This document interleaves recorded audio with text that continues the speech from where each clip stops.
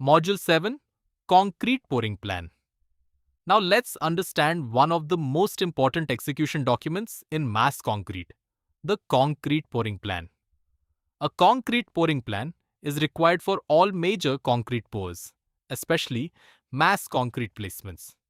It ensures that the entire operation is planned, controlled, and risk-free before execution. Because in mass concrete, once pouring starts, it must continue without interruption. Any delay can lead to cold joints or thermal defects.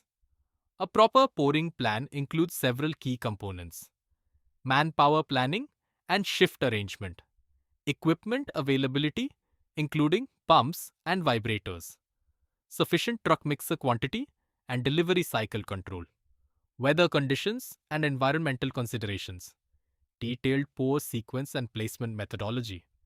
It also includes a very critical element: cold joint prevention strategy, because cold joints in mass concrete are not acceptable and can affect structural integrity and durability.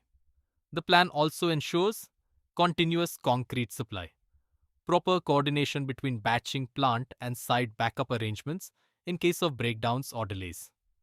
Now, here is the most important point: the concrete pouring plan is not optional.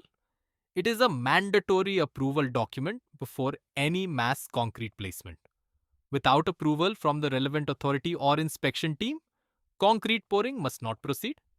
So always remember, a well-prepared pouring plan ensures continuous placement, and continuous placement ensures crack-free mass concrete. In the next module, we will understand materials and mix design for mass concrete.